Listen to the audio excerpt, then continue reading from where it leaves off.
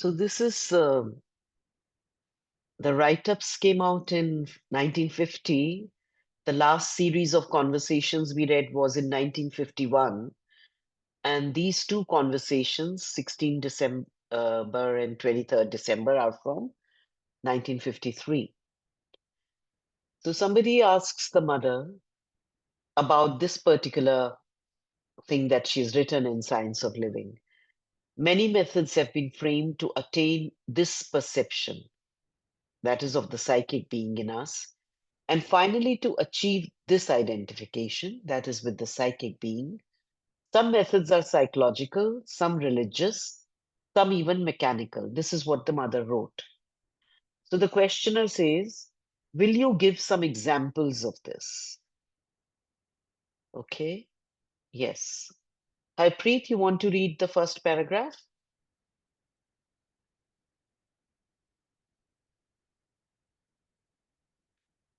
Harpreet, you will have to unmute yourself. She may not be at her desk at the moment. Okay, then Ella, you read out, Okay. please. Will you give some examples of this? Mechanical.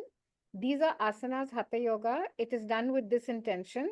Religious. These are for those who believe in a particular religion and pray and perform religious ceremonies. When one believes in a religion, no matter which, one abides by the discipline of the religion and prays and asks. One undergoes the discipline according to the teaching and observing the beliefs of the religion. The psychological method is yoga, to seek within oneself through introspection what is permanent, what is constant. That's all. So these are the methods to find the psychic being in us.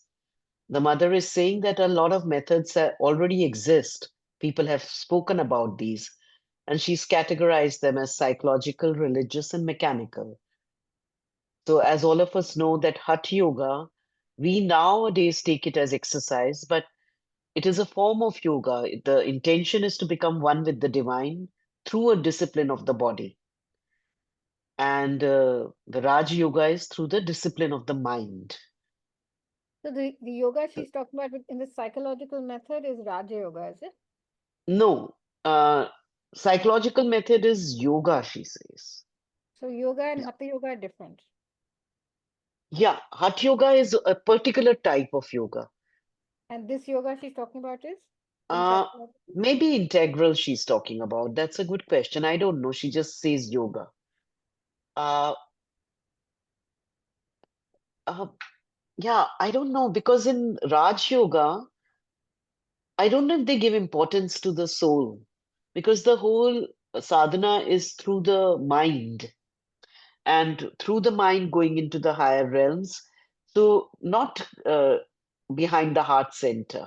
That is my understanding. That the Raj Yoga is more, tapasya through the mind, which was the earlier method, which Sri Aurobindo says was also his own method before the mother came. And it is the mother who brought in this element of the psychic into his yoga. But maybe that's what it is because the first part is of the body and the Body. second part could be the mind. So maybe this is the mind and the hatha yoga is the body. Raj Yoga is the mind. So this And psychological method that she's talking about. no, I don't think she's talking of Raj Yoga. That's my sense. I don't know. We can't say. That's only an interpretation. I think when she just says yoga, I think she means integral yoga because she's talking to the ashramites, to the people in the ashram. These are not written for outside reading, actually, initially. So, yeah. And karma yoga, as we all know, is through works, and dhyan yoga is through meditation and all. Oh, and religion means not just being religious. She specifies that you have to follow the discipline of the religion because people follow religion also mechanically. But here, when one believes, one abides by the discipline of the religion and prays and asks and undergoes the discipline according to the teaching and observing the beliefs of the religion. because most Uh, religions acknowledge the presence of the soul. Yeah, sorry. uh, Another thing, what does mean discipline of yoga teaching aid and religion? Discipline of yoga teaching? No, Ah, this yeah, no? this you mean undergoes the discipline according to the teaching of that religion, what that religion teaches. So Christianity would have a different method, Islam would have a different method, Hinduism, Shaivism, Vaishnavites, Sikhism, everybody has a different method. Method and So whichever discipline are religion same. you, sorry, Method and discipline are same.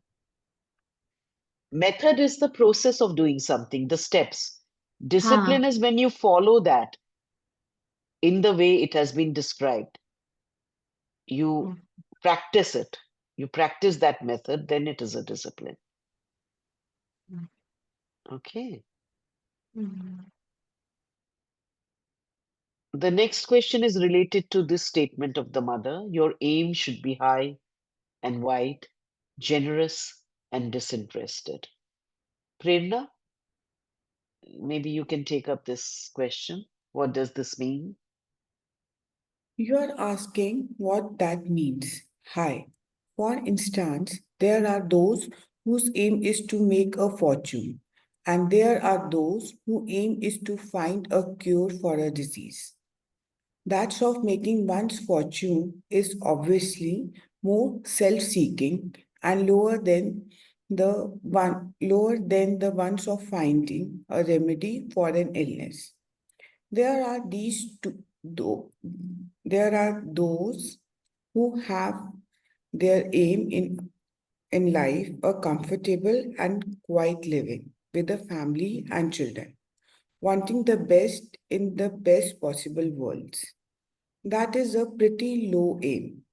In any case, quite an ordinary one. There are those who seek the betterment of the whole of society, or those who study to make a new discovery, like Mr. and Mrs. Curie, for example, who discovered radium. That is a higher aim, disinterested. That means what is not for one's own small personal profit, for one's personal pleasure, but solely for helping others. Naturally, the highest aim is to unite with the divine and fulfill his work. But that's right at the top of the ladder. In this first chapter, I took good care not to say anything of this kind, for I wrote it intentionally for everybody, even for those who have no mystical conception.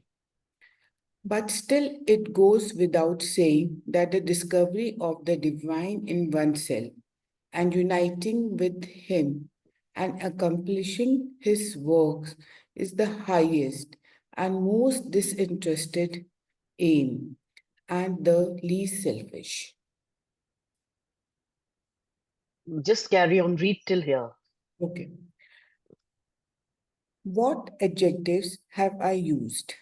High and wide, generous and disinterested. Yes, wide. It is something that's not limited to a small, purely personal consciousness and its small, purely selfish advantages. Something embracing a whole, which may be a group, a nation, a continent, or the entire earth. For man, an action working on entire earth is surely a wide action. Okay, thank you. So this is quite clear. Yeah, she's just explaining the words she's used.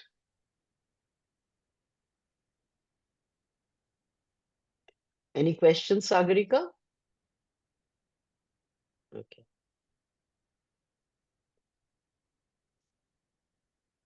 Pooja, will you take up this one, please? After that, you have said, This will make your life precious to yourself and to all. Yes, if you are useless, it is not precious. If you are useful, it becomes precious. There is nothing more disgusting than to be busy with all the little details of a narrow personal existence. One feels empty, hollow, useless. One has no interest in life. There are people all shut up in their little family, and if the baby coughs, they spend hours in fretting. If the dinner is not well cooked, they quarrel. Or if the gentleman has lost his job and is looking for another, he laments. How shall I feed my family? That's existing like an earthworm in a hole. Pretty brutal, huh? She's I mean, I'm actually quite amazed that she's used such strong language because in the 1950s, it wasn't really, accepted to be quite so straightforward and quite so honest about things. And she's normally not so strong in her language, right? she is. So strong. I mean, Uh-huh. there is nothing more disgusting. That's Yeah, like yeah, she stuff is. She like is. that. She says stuff like that. Because these are conversations, no? Yeah, but These I are mean, strong conversations. words. So when we read the chapters, the chapter we read was a piece of writing. But here it is a conversation with a group which is known to her, and these conversations have been transcribed. So there is a difference.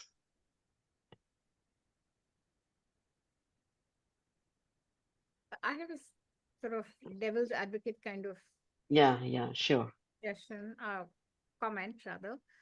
Um, so you know how we're not supposed to be, judging people for what they do and what they believe in and stuff. Now, if you desire to have a family and lead a happy life, and you have a small aim, but you have an aim. I mean, your aim is to be, say, a good mother, to have babies, to look after your family, to make sure everyone's all right, and the greater family as well. So, should we really look down upon such people? I mean, I know they're not my tribe, but you know, I mean, they also do a great service to their family, don't they? So I think there are layers and layers to it because if you and I should look down on such people, no, we should not, because we are at the same level of consciousness as them. In some areas, by luck or by some part of our being choosing, we have come on a path of self reflection, but that doesn't mean our natures have completely changed. So, in certain parts, we are still very petty, the animality is still there. So, that from that consciousness to judge another just because I am, on this ladder, I'm higher, but on many other ladders, I might be lower.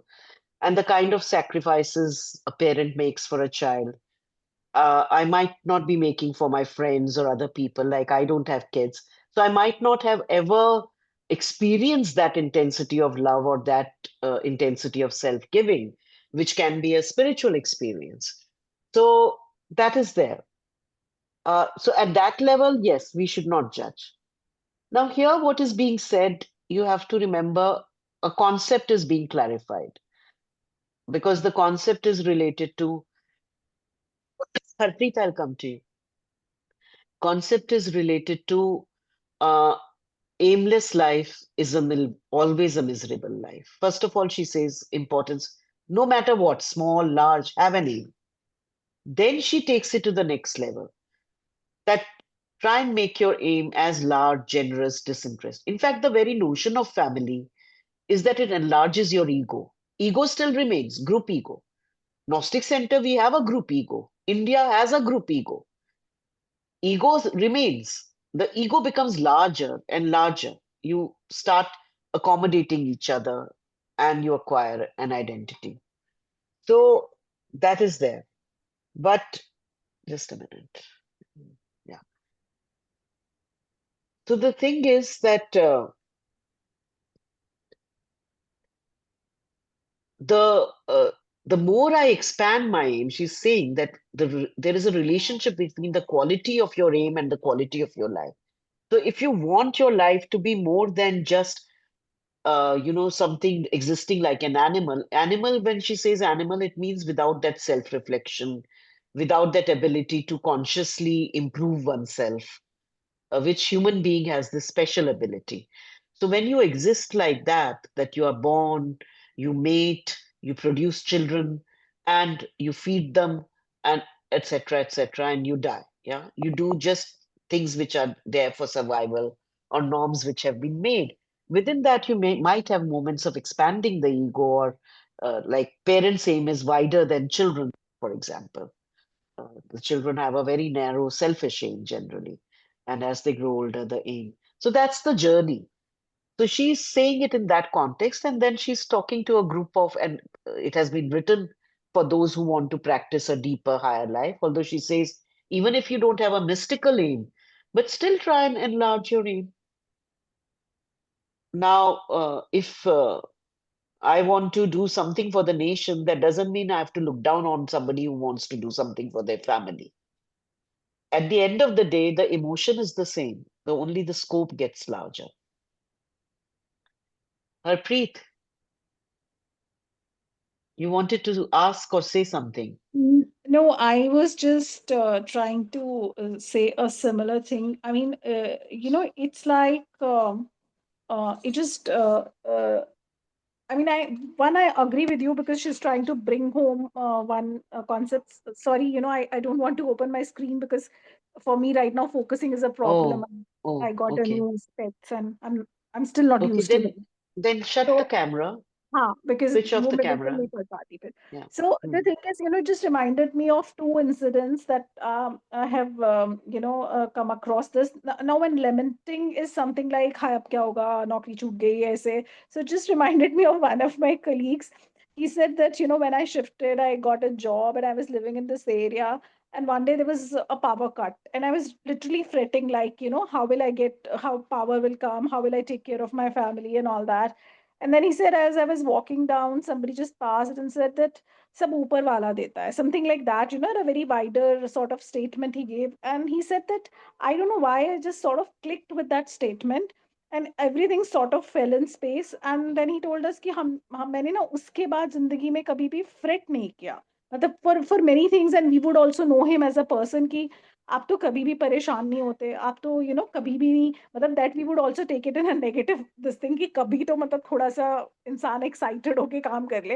But he said I don't know that that statement just sort of formed a resonance with me. And so I could see the transition in that family man who was getting worried कि भाई बिजली नहीं आई तो मेरे परिवार का क्या होगा. And immediately a gentleman passes by and says कि सब अल्लाह देता है, सब like he just did that. And in that moment he says कि उसके बाद मैंने सोच लिया अरे मैं हूँ ही कौन चिंता करने वाला. So I have seen that transition, and which is something very banal in a life, which is not something really mystique also. And I'm not saying कि it was a real mystical moment, but it really happened with a person also. And I could be part of. She shared that experience with me. Yeah. Yeah, Pooja. So something similar when I was reading this, when I read, and she said the line, the narrow personal existence about the family, it first shocked me as well. And then when I completed the entire thing and I just widened myself, and I thought the same, that she's probably not talking about um, the family life in such a way, but probably she's talking about the same thing, that lamenting or complaining, or just like she gives the example of the baby coughing. So I mean, your aim is so narrow that you would probably be just helicoptering around your children, or things like that. And even as a parent, like you said, that there the sacrifices and everything. And apart from that, even the basic things can be enlarged upon,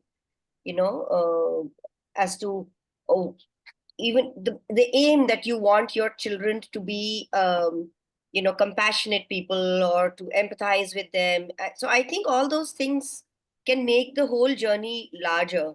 And I have a similar incident that Harpreet was saying, that in my teens, because I had a difficult time earlier on, I didn't know that I was a complainer. And one day I met somebody who was complaining a lot. And just like mother says that, you reflect. And I just found some certain things of that person reflecting in me. And immediately that was the time when I realized that I am being ungrateful, and there is no reason to complain. And I just completely shifted my uh, perspective. And now I'm very, very careful about, even if sometimes I get to fret or whatever, and I immediately, so what am I complaining about? There's nothing to complain. True. This wideness, this widening comes through experience also. Everybody has seen the anxiety you feel with your first baby, with your second child, many things you stop fretting about. So the condition is the same, but you have widened. Same way as we move on in life, we look back and we say, oh, we used to be anxious about this. Why was I so anxious? So as you grow and mature, even if you don't go into spiritual life or anything, that widening happens. And it is that widening which starts bringing a richness into your life. And, that narrowness and all the time just being focused on something very petty, that kind of starts breaking off. Okay, Sagarika, you can read these till here. Okay? Okay. In everybody, is the psychic always pure, or has it to be made pure? It is always pure, but it is either more or less individualized and independent in its action. What is psychic in the being is always pure by its by its very definition, for it is that part of the being which is in connect with the divine and expresses the truth of the being. But this may be like a spark in the darkness of the being, or it may be a being of light, conscious, fully formed and independent. There are all the gradations between the two. Usually is it wealth? It is the outer consciousness that is not in contact with it, for it is turned outward instead of being turned inwards. For it lives amidst all the external noises and movements in what it sees, what it does, what it says, instead of looking within into a depths of the being and listening to the inner inspirations. This much now? Yeah, yeah. Okay. Can you explain this next one, Madhav? Usually, is it veiled? Yeah. First of all, the nature of the psychic. So she's explaining that it is always pure because it is a part of the being which is in contact with the divine and expresses the truth of the being. So that's why it's always pure. But how far is it developed? That happens from life to life. And each one has their own psychic. It is an individualized entity within us. And it is also independent of others, other psychic beings in its action. Our minds are not independent, you see. Our emotions are not independent. The psychic is. So if the rest of the nature is very unevolved, then it can be like a tiny spark in the darkness. Or if the rest of the nature, the mind, the vital, etc., are more evolved, and the psychic has grown from life to life. It can be a being of light, fully conscious and formed and independent. And then the gradations. So that's the psychic she's. Yes, Ila. So you said that this is, this will vary from, if I heard you right, from lifetime to lifetime, The psychic grows, yes, from life to life.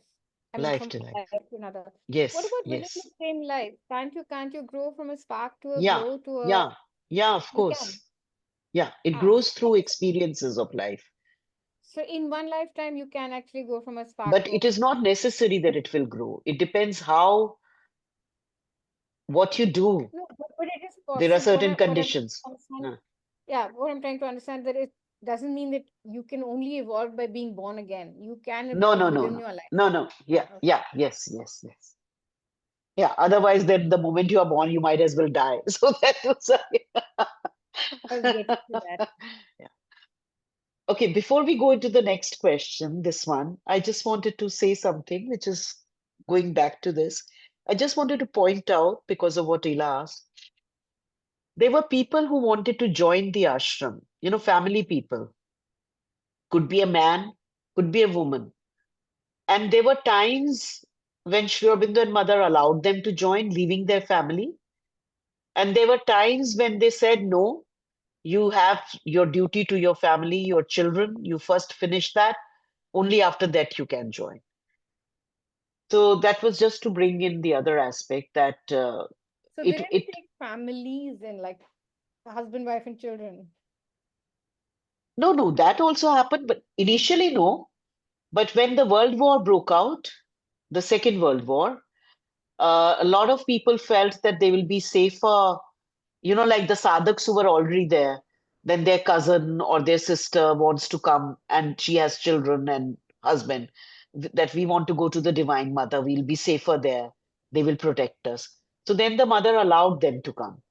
And that's how the school started. Because when children came, the mother said they cannot just run around here and there. Education has to be there. So that's how the school started. And the character of the ashram changed. Otherwise, it used to be a very serious, very intense place. If you read the conversations and letters, correspondence of 1930s, it's a very different time from what happened in 1940s and 50s.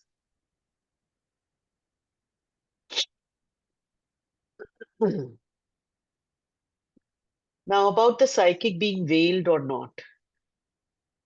So, what veils it? It's the outer consciousness. The outer consciousness hides it from us. Because outer consciousness, which means the mind, the body, the physical consciousness, the vital consciousness, and the mental consciousness, is not in contact with it. All our senses are turned outwards. It lives amidst all the external noises and movements instead of looking within. So that is the importance of learning to be quiet, not physically quiet necessarily, inwardly quiet, and meditation. That's the importance, to open your senses within.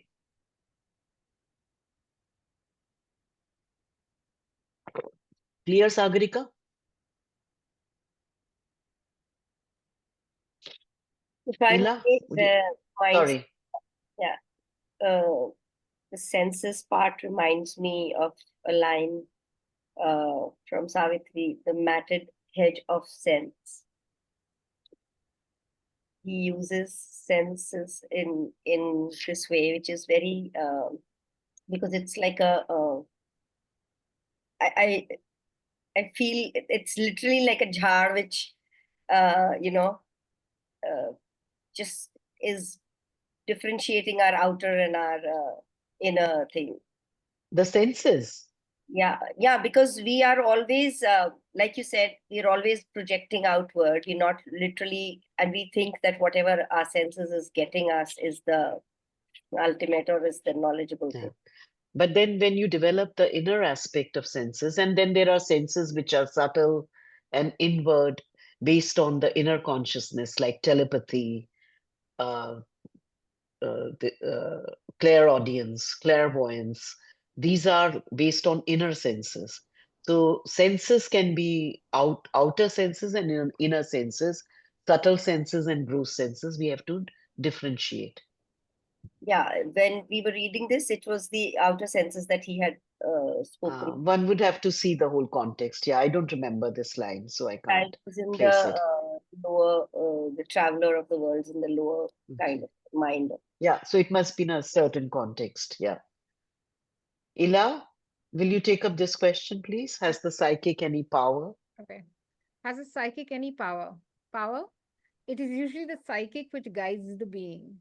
One knows nothing about it because one is not conscious of it, but usually it is that which guides the being. If one is very attentive, one becomes aware of it. But the majority of men haven't the least idea of it. For instance, when they have decided in their outer ignorance to do something, and instead of their being able to do it, all the circumstances so organized that they do something else. They start shouting, storming, flying into a rage against fate, saying that depends on what they believe, their beliefs, that nature is wicked or their destiny baleful or God unjust, or no matter what, it depends on what they believe. Whilst most of the time, it is just the very circumstance which was most favorable for their inner development. Ah, and naturally, if you ask the psychic to help you to fashion a pleasant life for yourself, to earn money, have children who will be the pride of the family, etc., well, the psychic will not help you. But it will create for you all the circumstances necessary to awaken something in you so that the need of union with the divine may be born in your consciousness. This is like, be careful of what you wish for. Yeah. Sorry, that was my addition. Mm. At times you have made fine plans, and if they had succeeded, you would have been more and more encrusted in your outer ignorance, your stupid little ambition, and your aimless activity. Whilst if you receive a good shock, and the post you coveted is denied to you, the plan you made is shattered, and you find yourself completely thwarted, then sometimes this opposition opens to you a door on something truer and deeper. And when you are a little awake and look back, if you are in the least sincere, you say, it wasn't I who was right. It was nature or the divine grace or my psychic being who did it. It is a psychic being which organized that. I don't really like the idea very much. It's a bit scary in the sense of the way I interpret it is, listen, either you get on track and behave yourself and get into understanding your consciousness and your inner self, and if you don't, we will whack you till you get there. So I feel that it's a bit strong. Uh, there is a half truth in what you're saying and half which is not true. In the sense, yes, because the whole purpose of creation is to become one with the divine and manifest the divine upon earth. So that is, no matter how evolved or less evolved my psychic is, that is its prime mission. Everybody's psychic's prime mission is that. So it will. I mean, it is telling us. We are not listening to it, but it is telling us that listen, better get on track. Yeah, but it doesn't impose. It gives you freedom. Now, who whacks? Nobody. God doesn't come and whack you. That notion of that somebody else is coming and whacking you, that is where it goes off. Because it is something happens, the psychic organizes it, the circle. And she's not saying always, she says there are times when it does that. That now, for example, let's take when an accident happens, 9/11. So many people said, oh, I normally take that train, and if I had taken that train, for some reason I missed it. That was also the psychic saving them. If that disaster had not happened, they would have said, oh, I missed my train, and my boss will be angry, and this and that. Yeah. So psychic can act like that also. It can also act in other ways. You fail, or something else opens up. What you wanted to do, you don't do. You do something else. But it is not that every time it is like that. Surely. So the But there's So something that is creating this, right? There is something that is guiding. something within you, your own psychic is creating. Nobody else's psychic is creating that for you. So it is like your mind scolding the vital. No. So you can't say somebody else is coming and whacking you. That is your inner dialogue, inner turmoil. So then it sounds like I'm self-sabotaging in order for me to Yes. get to where I want. So Yes. actually, for Yes. Oh, example, if I sorry, I do have to take this call.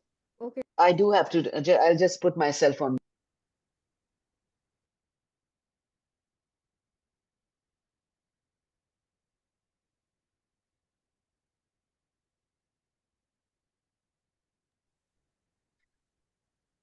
Hi, good evening. hi Nishi, Anuradha is on a call. Hello. Yes, I've been. Hello. Good Y- evening. What I was thinking about while I was listening to it, how do we know if one is in touch with the psychic or not? Like, is how does it feel like? How do so? For example, if I want to know if I'm in touch with my psychic or not, like how would I know that? I mean, I don't know, while we're waiting for Anuradha, I think maybe, Pooja or Harpreet can help with that. Yeah, no, I'm just asking the group. So Yeah. And this is always my question from when I meet this mother and Sri Aurobindo. What is psychic? How do I know? Okay, I met this psychic. Still now, I don't know. Well, I have a I don't basic think any one of us know that, it's not like a red light which comes on. Okay, this is not the psychic answering, and this is not the. So even I wouldn't know about it. But what you were saying and what Anuradha was discussing, what I do is that if there is a situation in front of me, and it is a difficult situation, and uh, if I take my choice to choose something which will be difficult, but yet I think that it's going to benefit me, benefit everybody around me, and that gives me calm, and that gives me a positivity, and I choose that. I mean, it may be the darn hardest thing to do, but I've just taken it like that. Now I don't know if it was the psychic or not, but um, it just I realized that it just led me. So, and it turned out to be something which I should have, because if I believe, I look back and I look at myself, if I hadn't done this, then it would not have been as good. But I don't know what it is. How do you listen to your psychic? How do you know? I don't know. So, Pooja, do you mean to say Correct. things that are not easy but are right? We sometimes we know that this is the right thing to do, but we may or may not do the right Yeah, thing. sometimes it's a uh, I don't know. It just the right sound is a very meek and a small sound, and then we try and cover it up with the Hmm. justifications from the mind, with reasoning from the mind, with our vital or with the society's conditioning and so many other things. But yeah, I don't know. Somehow, how do you listen Yes. to God now? Sorry. So I missed your discussion. No, we were What? just trying to understand ourselves. How do we listen to the psychic? How do we know it's the psychic? Yeah. So Ila was saying about self-sabotaging, something like that. Yeah, the term is very negative, but it is like, when you are with the child and you know that the child is going into danger, it's not sabotaging their plan. It is like kind of gently, guiding them or deviating them towards something else. It is, I would say, that would be a closer image. Did you get that, Ila? Or you had gone somewhere? Oh, you are on mute. Sorry, I was here. I was just putting on my lights because it's getting a little Okay. I was saying self-sabotaging is too strong a word with negative connotations. It's But more you know, like, a child is walking towards a ditch. You very gently deviate them towards something else. I think that's very kind interpretation, but I think that's What she's saying over here is not at all kind, in the sense that it says that at times you've made fine plans and just succeeded, you would have been more encrusted in your outer ignorance, your stupid little ambition, and your aimless activity. Whilst if you receive a good shock and the post you coveted is denied to you, the plan you made is shattered. Yeah. Yeah, It's sometimes it very can be, strong. It's not yeah, like, so oh, we're no, gently no, guiding no. you. So It's like no, no, back no. So it forgetting and isn't, yeah, so it depends which circumstances are, Sometimes it happens in very mild circumstances also, and sometimes it happens in so very if the crucial psychic if circumstances. the psychic is doing this to you and it's Hmm. this level where your plan is shattered and you are completely thwarted, then that's Yeah. pretty self-sabotaging, I think. Not really. You yourself think about things which have happened in your life, where after a few years you realize, that failure or that thing that it didn't materialize, it was for the best. In fact, it was better that it didn't happen. but but the big difference, I think, is my interpretation of those kinds of things is usually it's been engineered by the universe. I have never taken responsibility for it to say it's my psychic which has guided Right, me to right. this.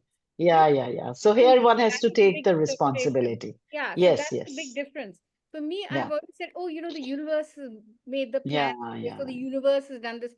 Here, No, no, no, no, it's no. you. Yeah. It's your own See psychic. here, that is a point, that is one of the very strong points in Sri Aurobindo and Mother's philosophy. Because if you just spout, aham brahmasmi, all here is the divine, I am the divine, then is the divine impotent? If you are the divine, then you have the full capacity to do or not to do anything. So you have to take the responsibility. Same way, Sri Aurobindo says, religions make this divide between Satan and, where the shaitan, Satan, heaven, hell, all these divisions are made. So it seems like Satan is much more interesting chap and much more powerful. I should follow him. Why should I follow God? He seems pretty, weak. So he says if you ascribe responsibility, you take away the divine ultimately is responsible for Hitler, divine is responsible for everything. So you cannot, divine cannot shirk the responsibility, and neither can I. Preet, you wanted to say something. No, I was just like what Ila is trying to say, and I'm just trying to follow her line of thought also, because what she says in that the entire ordering of the mother's thought is slightly, not slightly, but majorly changed to because when she's trying to say that she's saying it in an order of things, like in the earlier example when she was like lamenting, so instead of taking that responsibility and getting that clarity that this is what I need to do and lamenting, I mean, that's why she's using strong words. And after all, here she is the mother also. So, and the people she's talking to are very close to her. That is also there. This is what I feel, because and also when you said that this thing like is uh, sometimes subtle, not always. Do you remember, Anuradha, there's this story which is maybe about a sadhak who was supposed to take up a train, and then he decided to go for a walk in a jungle, and he lost his path, and he says, "Oh God, why are you doing this with me?" And there was a voice who said, "Well, I didn't ask you to come here to the jungle, or go for this walk before, if you have to catch a train." And suddenly he realized that, what we put on a god is like how much of responsibility, and that has to do then with coming to the ashram and other things. So I think yes, it is a whack, and that whack is very important to maybe just make you aware the qualitative level uh, difference that the psychic makes. Well, and then after the awareness, I will say that how one can maintain is the next question I would have asked the mother, but let's see how the conversation flows. It may not be the same question each one of us would have asked the mother, because the conversation is going somewhere else. I think So my every time it is not a whack, huh? Every time it is not a whack. It can yeah, happen in very genuine ways also. of course. But I think my question still remains, and I think Anuradha, if I've understood it right, it's always a psychic who is administering this whack. Is it my psychic? Yours, It's yours. mine. So my psychic is administering the whack, and I am doing this to myself. Yes. But it is very difficult to decipher that because we, like the example Harpreet gave, we often say, oh God, but sometimes it might be just my vital, which is responsible, or my mind, or my samskaras. So every time it is not the psychic. So this you realize ultimately, and I mean, for instance, you can have a person who has gone through this very much and who has delved into it. If she's open to it, Amita is the right person to speak about it. Because after the family tragedy, for months, she was wondering why this happened to her. What was behind it? So when that kind of tragedy happens, you are obviously shaken. Your trust in the divine and why, what is it that is behind it, and what is she supposed to learn from it, and why was it necessary? Yeah. So, and then to find the answer and to retain your faith and make it stronger. So that journey, obviously, there is a lot behind it. Okay, where are we? Ila has read. Order has changed somehow. Acha, Nishi has come in. Nishi, would you like to read this part? Didi, I won't be able to read today. I'm having some issue with Oh, my eyes. okay. Pooja, Yeah, it is. you read from here to here, okay? It's so Oh funny. no, sorry. You read. In the Yeah. book it is, and over there it is it? Okay. Is it the psychic will which wants the being to be identified with the divine? Yes, surely. It is the will of the psychic. It is also the very reason of its existence. It is for that it is there. For example, in the mind, certain activities, and even at times in the physical and vital, certain activities awaken to the influence of the psychic without even knowing it. That is why those parts adhere to it and begin to aspire also for the divine knowledge, the divine union, and the relation with the divine. How does the psychic manifest the truth? I have said that it manifests the truth. We So give the this is funny, yeah, because the mother is asking that, oh, I have said that psychic manifest. So the questioner reads out to her, what she has said. Yeah. we give the name psychic to the psychological center of our being, the seat within of the highest truth of our existence, that which can know and manifest this truth. Oh, the Okay. truth of So our just a minute, sorry. This is clear now. We don't need to discuss this then because now we are going into something else. Yeah, this we already spoke about. The psychic, that's its mission. Yeah, sorry, Pooja. Oh, the truth of our existence, not just the truth of the being, that is the central raison, the Raison d'être. raison d'etre of our existence. It is that indeed which organizes circumstances so that the truth of the being may be expressed, or the superficial outer being be led to turn round within, not find any support outside, for instance, and turn within to have a support. It finds the psychic support.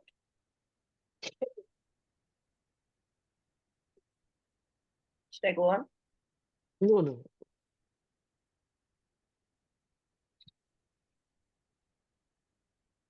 Yeah. I would You completely. see how the thing changes, and mother always picks it up in the questions. If one asks a question, how does the psychic manifest the truth? The truth can be any truth. No. So that's why the mother says, oh, I've said that. And then when it is read out, you see it is in a context. that which can know and manifest this truth, not the truth. Manifest this truth, the highest truth of our existence. So that is something I enjoy in the mother's conversations. She's always wants you to ask very precise and accurate questions, not just vague and here and there types. Okay, do we have time to go on? Oh, fine, let's finish it then. Yeah. So I'll read this thing and then Prerna can read the response. So now this is related to this passage from the chapter. The body has a wonderful capacity of adaptation and endurance. It is fit to do so many more things than one can usually imagine. If instead of the ignorant and despotic masters, remember the vital and the mind, if instead of the ignorant and despotic masters that govern it, it is ruled by the central truth of the being, which means the psyche, one will be surprised at what it is capable of doing. Calm and quiet, strong and poised, it will at every minute put forth the effort that is demanded of it, for it will have learned to find rest in action, to recuperate through contact with the universal forces the energies it spends consciously and usefully. So the question that is asked is, how can one have rest in action? Yes, Prerna, please read the response. That comes from a kind of certitude of inner voice. When one Inner choice. inner Inner choice, inner choice. When one aspire for something, if it at the same time one knows that the aspiration will be heard and answered in the best possible way, in the best way possible, that establishes a quietude in the being, a quietude in its vibrations, which will list, whilst, while- whilst. whilst. If there is a doubt and uncertainty, if one does not know what will lead one to the goal, or if ever one will reach it, or whether there is a way of doing so, and so on, then one gets disturbed and usually creates a sort of little whirlwind around the beak, which prevents it from receiving the real thing. Instead, if one has a quiet faith, if whilst is I'm not able to pronounce this word. Whilst. Whilst aspiring, one knows that there is no aspiration, naturally sincere aspiration, which remains unanswered. Then one is quiet. One aspires with as much fervor as possible, but does not stand in the nervous agitation, asking oneself why one does not get immediately what one has asked for. One knows how to wait. I have said somewhere, to know how to wait is to put time on one's side. That is quite true. For one, for if one gets excited, one loses all one's time. One loses one's own time, loses one's energy, loses one's movements. To be very quiet, calm, peaceful, with the faith that what is true will take place, and that if one it lets it happen, it will happen so much quicker. Then, in that peace, everything goes much better. Yes, Prerna, this is what I should have practiced that day with the technology, no? Yes. Hmm. So when you don't fret, when you are acting and you have that faith that things will resolve themselves, they'll go well, then you have rest in action because your energies are focused and they are not, there is no self-doubt, there is no doubt, etc., etc. A very nice concept. Mm. Rest in action. You know, it sounds antithetical, but it's actually very meaningful.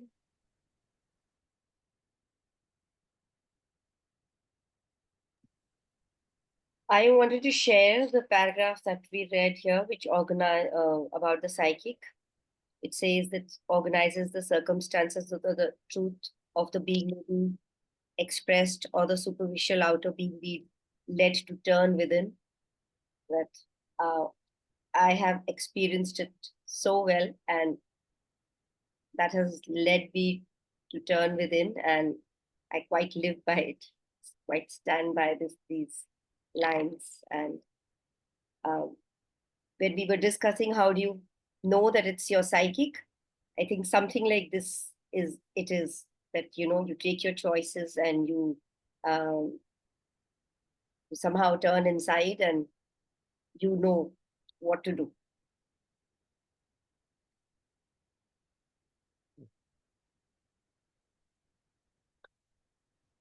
Okay, so today we met at 5:30, but we are going to keep the time 5:15 only. Yeah, Yeah. that's fine. That's fine. Okay. Okay. Fine. Okay, then see you. And some of you know and will be there. Essays on the Gita we start day after tomorrow, 6 o'clock at the center every Wednesday. Yeah. Yeah. Might try and Okay. attend. Okay. Good. Okay, Okay. bye. Bye. Bye. Bye. Bye. Bye, everyone. Thank you.